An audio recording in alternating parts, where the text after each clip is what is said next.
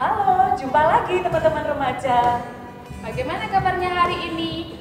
Jangan pernah bosan ya untuk stay di rumah.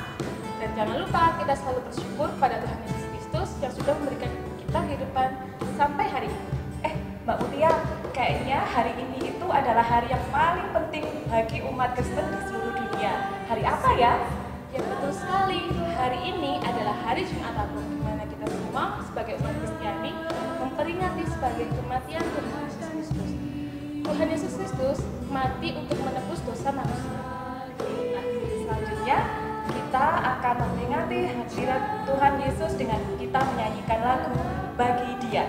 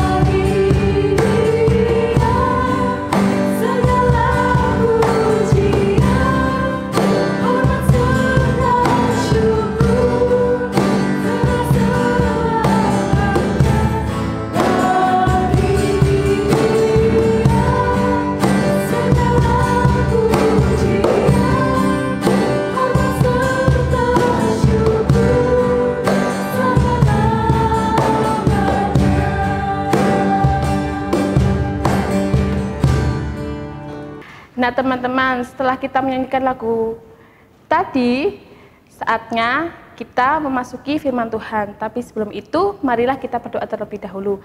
Kita siapkan hati dan pikiran kita untuk siap mendengarkan firman Tuhan. Mari kita berdoa.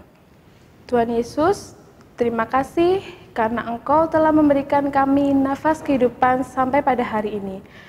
Tuhan, sertai kami semua, anak-anakmu remaja yang sebentar lagi akan membaca dan merenungkan firman Tuhan. Tuhan, berkatilah juga pelayan firman Tuhan kami hari ini, agar apa yang disampaikan dapat menjadi manfaat bagi kami semua. Terima kasih Tuhan, haleluya, amin. Ayo teman-teman, bacaan kita hari ini diambil dari kitab Matius 27 ayat 32 sampai 56. Matius 27 ayat 32 sampai 56. Yesus disalibkan. Ketika mereka berjalan keluar kota, mereka berjumpa dengan seorang dari Kirene yang bernama Simon. Orang itu mereka paksa untuk memikul salib Yesus. Maka sampailah mereka di suatu tempat yang bernama Golgota, artinya tempat tengkorak. Lalu mereka memberi dia minum anggur bercampur dengan empedu. Setelah ia mengecapnya, ia tidak mau meminumnya. Sesudah menyalibkan dia, mereka membagi-bagi pakaiannya dengan membuang undi. Lalu mereka duduk di situ menjaga dia. Dan di atas kepalanya terpasang tulisan yang menyebut alasan mengapa ia dihukum. Inilah Yesus, Raja orang Yahudi. Bersama dengan dia disalibkan dua orang penyamun, seorang di sebelah kanan dan seorang di sebelah kirinya. Orang-orang yang lewat di sana menghujat dia dan sambil menggelengkan kepala. Mereka berkata, "Hai engkau yang mau merubuhkan bait suci dan mau membangunnya kembali dalam 3 hari, selamatkanlah dirimu, jikalau engkau anak Allah, turunlah dari salib itu." Demikian juga imam-imam kepala bersama-sama ahli-ahli Taurat dan tua-tua mengolok-olokkan dia, dan mereka berkata, "Orang lain ia selamatkan, tetapi dirinya sendiri tidak dapat ia selamatkan. Ia Raja Israel, baiklah ia turun dari salib itu dan kami akan percaya kepadanya. Ia menaruh harapannya pada Allah. Baiklah Allah menyelamatkan dia, jikalau Allah berkenan kepadanya. Karena ia telah berkata, aku adalah anak Allah. Bahkan penyamun-penyamun yang disalibkan bersama-sama dengan dia mencelanya demikian juga. Mulai dari jam 12 kegelapan meliputi seluruh daerah itu sampai jam 3. Kira-kira jam 3 berserulah Yesus dengan suara nyaring, Eli, Eli, lama sabachthani. Artinya, Allahku, Allahku, mengapa engkau meninggalkan aku? Mendengar itu, beberapa orang yang berdiri di situ berkata, ia memanggil Elia. Dan segeralah datang seorang dari mereka yang mengambil bunga karang, mencelupkannya ke dalam anggur asam, lalu mencucukkannya pada sebatang bulu dan memberi Yesus minum. Tetapi orang-orang lain berkata, jangan, baiklah kita lihat, apakah Elia datang untuk menyelamatkan dia. Yesus berseru pula dengan suara nyaring lalu menyerahkan nyawanya. Dan lihatlah, tabir bait suci terbelah dua dari atas sampai ke bawah, dan terjadilah gempa bumi, dan bukit-bukit batu terbelah, dan kuburan-kuburan terbuka, dan banyak orang kudus yang telah meninggal bangkit. Dan sesudah kebangkitan Yesus, mereka pun keluar dari kubur, lalu masuk ke kota kudus, dan menampakkan diri kepada banyak orang. Kepala pasukan dan prajurit-prajuritnya yang menjaga Yesus menjadi sangat takut ketika mereka melihat gempa bumi dan apa yang telah terjadi. Lalu berkata, sungguh ini adalah anak Allah. Dan ada di situ banyak perempuan yang melihat dari jauh, yaitu perempuan-perempuan yang mengikuti Yesus dari Galilea untuk melayani dia. Di antara mereka terdapat Maria Magdalena, dan Maria ibu Yakobus, dan Yusuf, dan ibu anak-anak Zebedeus. Amin. Teman-teman, bagaimana perasaan kalian setelah membaca firman Tuhan pada hari ini? Yang pertama pasti sedih, marah, dan mungkin merasakan bagaimana kekejaman yang dilakukan oleh orang-orang pada zaman itu. Bagaimana mereka menyiksa dan membunuh Tuhan Yesus, bahkan menyalibkannya di Bukit Golgota. Perasaan ini bercampur aduk menjadi satu. Tetapi jika kita hanya berhenti pada rasa sedih, maka kita akan merayakan kematiannya dan memuja kematiannya yang dipenuhi amarah kepada orang-orang yang memperlakukan Tuhan Yesus. Tetapi kisah ini tidak berhenti di situ. Kisah ini seharusnya menunjukkan penggenapan dari kisah kematian Tuhan Yesus. Kematian Tuhan Yesus itu tidak lagi menjadi sia-sia. Kematian itu bermakna besar bagi kehidupan manusia di dunia. Pengorbanannya begitu dalam, setia sampai mati, berpihak kepada kita, membuat kita semakin tahu bahwa pengorbanan Tuhan Yesus itu luar biasa bagi kita. Tidak ada pihak yang bisa mendakwa Tuhan Yesus sebagai yang bersalah. Pembelaan Tuhan Yesus itu dibayar dengan mahal, dengan nyawanya sendiri.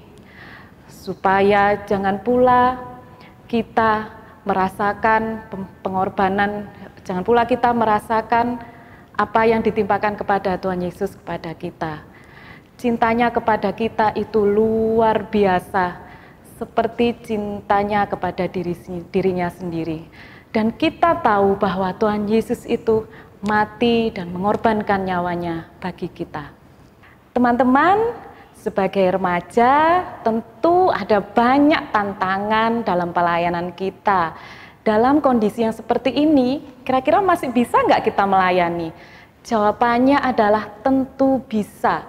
Bagaimana ketika kita bisa melayani Tuhan Yesus, tapi dengan tetap tinggal di rumah? Yang pertama mungkin contohnya yang bisa menyanyi. Kalau kalian bisa punya talenta menyanyi, bisa tuh ngumpulin teman-temannya, tapi secara daring loh ya, jangan sampai berkumpul lebih dari 10 orang. Nanti yang ada kita yang digerebek. Tapi yang penting kita mengumpulkan teman-teman kita untuk bisa berlatih nyanyi. Mungkin secara online, dan ada banyak contohnya di YouTube juga. Yang kedua, mungkin kita bisa membuat tutorial membuat masker. Mungkin tutorial membuat masker itu bisa kita bagikan ke teman-teman kita. Dan itu bisa menjadi salah satu contoh bagaimana kita mengatasi kemalasan akibat kita di rumah, kita mengatasi akibat kita mager di rumah, tidak bisa ngapa-ngapain, banyak sekali yang bisa kita lakukan.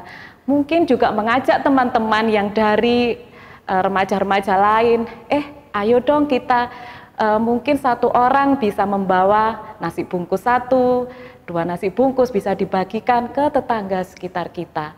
Banyak sekali yang bisa kita lakukan dalam situasi seperti ini. Jadi hari ini pandemi COVID ini tidak menghambat kita untuk memberikan pelayanan. Nah, belajar dari Tuhan Yesus, mari kita belajar mengosongkan diri untuk memotivasi hidup bagi kemuliaan Tuhan, dan bukan semata-mata untuk kepentingan kita dan untuk menjadi panggilan kita. Misalnya ketika kita pelayanan tadi ada yang mencibir, ada yang mengkritik pelayanan kita, kita seharusnya siap untuk tidak dihargai pekerjaan kita.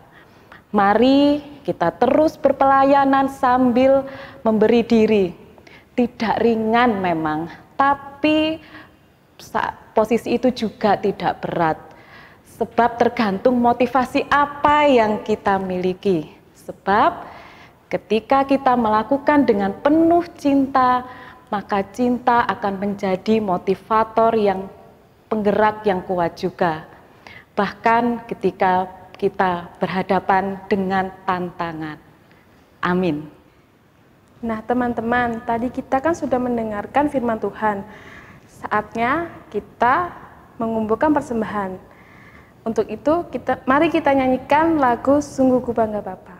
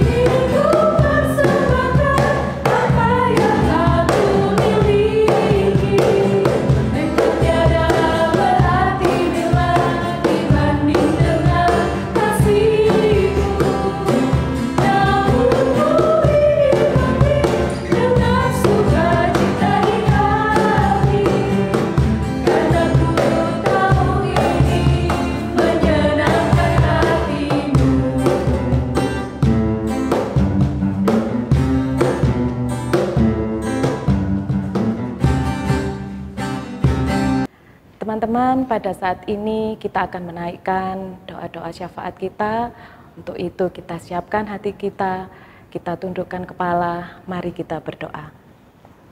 Bapa yang di surga, pada saat ini kami berdoa untuk bangsa dan negara kami ya Bapa. Engkau tahu bangsa dan negara kami, bahkan seluruh dunia tengah menghadapi pandemi COVID-19. Kuatkanlah kami ya Bapa, karena hanya dengan kehendak-Mu sajalah kami selalu mendapatkan perlindungan dan kesehatan.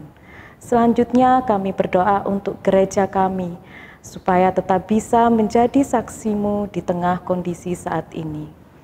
Biarlah walaupun tidak bisa beribadah bersama seperti biasanya, kami masih bisa beribadah dari rumah masing-masing. Kami juga berdoa untuk orang tua kami.